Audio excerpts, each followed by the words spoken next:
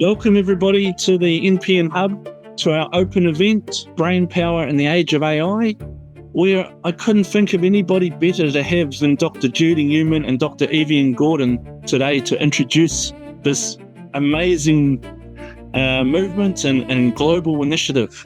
Well, hello everybody, and thank you so much for hosting this, and thanks JJ and Greg and everyone else involved at npnHub. The reality is that neuroplasticity is the gateway to behavior change. And so I really thought it was timely to, after our small launch, that we introduce the concept and discuss it more deeply today at this first roundtable, and thanks Judi for hosting it. So let me play you just this brief summary of the launch, and then I'll say a few words about critical thinking, and then I'll hand over to Judi, and I'll say a few words about Judi in a moment.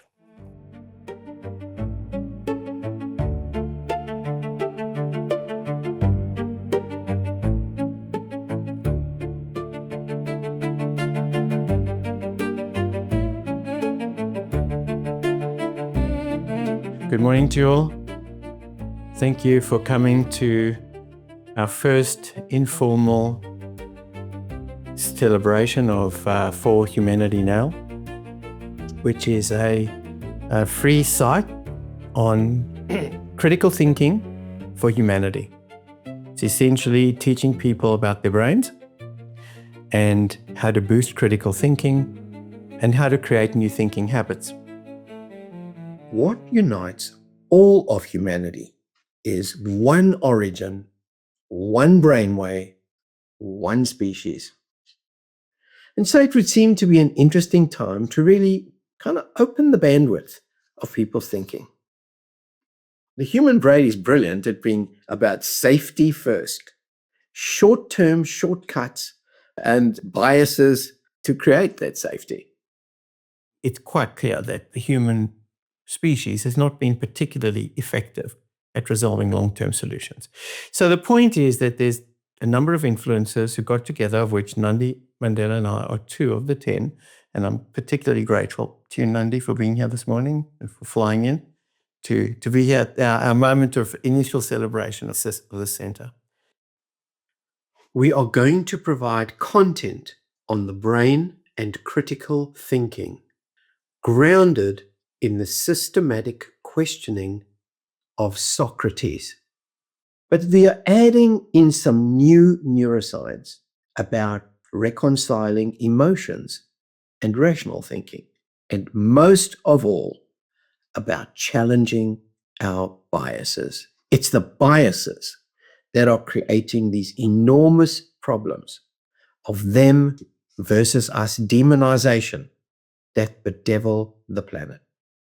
And so we are not a patronizing site to tell people or lecture people about either religion or politics. We are simply an empowerment site for information, for people to use as they wish, with the context that may be slightly different, a lens that is slightly broader thinking than usual.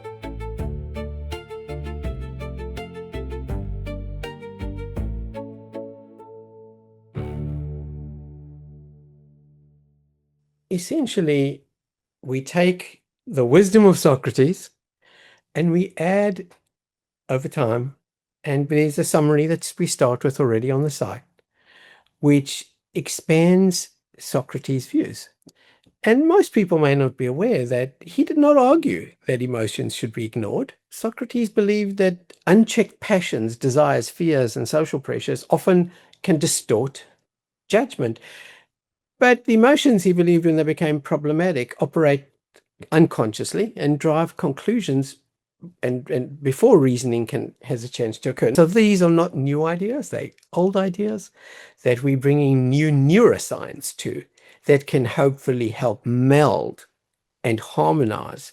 So it's really about applied critical thinking and with the neuroscience in mind. And there's a lot of tremendously powerful insights now in neuroscience from Damasio, Ledoux, Jeffrey Gray, Daniel Kahneman, the neuroscience that we did in our community, in the International Brain Database with our 30 laboratories around the world, and really examining directly the unconscious brain as well as conscious processing. And the reality is that fast unconscious processing occurs first. Conscious reasoning occurs a little later, and the unconscious processing happens in a fifth of a second. And then critical thinking requires harmonization. So we're just going to be drawing on the foundations of Socrates, but expanding in a way that people can digest, that they can find useful. And therefore we begin with biases, because with biases, everybody knows about biases. They don't think they have them, but I think they're open to see that they might, and ways that they might be empowered by challenging their confirmation bias, that they may be evolved by diminishing their them-us biases. And so these are the doorways that we start with. However, I'll end off by saying this, that neuroplasticity genuinely brings in a gateway to loosen the sort of fight, flight, shut down, limited thinking that we all have. And it is a beautiful pathway. And we've, in a previous roundtable, seen the spectrum of ways that, from brain training to various kinds of substances and electrical stimulation, we can enhance our brain's neuroplasticity. And so to bring that wisdom to accelerate the speed with which, or the openness, to increase the bandwidth of people's thinking, and then use that in a way, in a timed way, where the neuroplasticity is maybe what you want to start with, the neuroplasticity and enhancement, and then provide the training so that it's got more chance of rewiring. And the habits that you create have more chance of sticking. So there's a marvelous dynamic here between neuroplasticity, the role of neuroplasticity, and the impact of training critical thinking, whether it's in the classroom, whether it's in the corporate boardroom, whether it's in sport, whether it's in life. That dynamic, this equation is real. And we even know how habits, reasonably, how they form. So we really can take the science and the new insights and meld them together. The best thing that we can do for humanity is to evolve ourselves. I'm going to now hand over to Judi to talk a little bit about the elements of the curriculum. Judi is one of those rare people who is a super synergizer. She's both open to ideas, but also incredibly pragmatic in the implementation, and remarkably innovative in thinking of new ideas, but very detailed in implementation. And so she really has been the backbone of creating a curriculum for schools, starting off with teens, but now we're moving on to kids, adding kids, and of course there's adults, and she'll be working closely with Crystal as well on that. She spends a lot of her time giving plenary talks, encouraging principals and teachers around the world to bring the brain into education. Thank you, Evian. Thanks for that lovely introduction. I love bring the brain into education. So I'm going to very briefly just tap into some tangible aspects of the critical thinking curriculum. So forward slide. I couldn't have summed up the problematic issues better than Carl Gregg recently, when he said teenagers are at risk of seeing the truth doesn't always matter, that being loyal is more important than being honest, that getting outraged is a pretty effective way to get attention as long as you show conviction. Pick a side and defend it to your death. The critical thinking curriculum that we have written together addresses some of these problems. So this is the ABC framework. That's what it looks like. And as Evian said, A, ask better questions. B, balance your emotional and rational response. And C, challenge cognitive bias. We also have a pause, probe, improve position strategy, which is a practical thinking process for young people and adults as they're processing information. Forward. So let's unpack that. What do we mean by the ABC? A is about top-down and bottom-up thinking. So for those researchers here, and I know there's quite a few, top-down thinking, another word for that would be deductive reasoning. So look at the big picture. What is the purpose in this? What is the intent in this? Bottom-up thinking is about taking notice of the detail to get an evidence reality check. It's about B, balancing the unconscious emotion, intuition, and rational thought. So it's not about putting emotion aside. It's not about making a decision just on emotion. It's about weighing those up, getting the right balance for that context to make the best decision. Because sometimes emotion is a message to what's going on, a warning that you just stepped on a snake, or your intuition might be telling you something that you just can't put into words. But of course, we have to anchor into logic, rational thought. And C, challenge cognitive bias. And as you probably know, there are over 100 biases that have been well documented today. And on our curriculum site for schools, we have a table called a bias bank. So that's a really interesting process to outline all of those together. So it's about checking their thinking, particularly for confirmation bias and the them and us bias. And then positioning ourselves and teaching our young people and adults it's okay to change your mind and upgrade your brain map if the facts demand it. I'm thrilled and honored to be a part of this work. And I've been in the business innovation space my entire career and have kind of made my way into executive coaching and agency work. And what I often say is we're living in a once in a species moment. This is a moment in humanity where we are underwater. And most of the people that I speak to are really coming to decision making, to get right to the point, to critical thinking and decision making from a place of overwhelm. Frankly, like I'm seeing it more and more and more every day. And as a parent, and then I also own and run a school, so the education piece of it is critically important for me to help people understand the biology of the moment, if you will. So what I find is that we're running at decision making and the world's moving fast and we've added AI to this equation.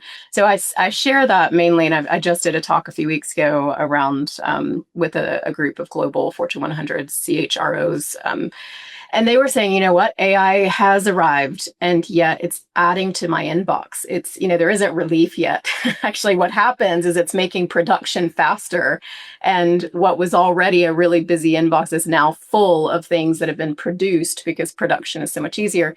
And so they're not necessarily seeing the relief. And what was interesting about that is when I said this is a once in a species moment, we are finding that we use this wonderful brain that we have and all of the new functionality that we've inherited in our moment to build systems and schools and organizations and technology and AI, but we haven't really spent as much time and attention to developing our capacity to handle that. Thank you so much for having me part of this today.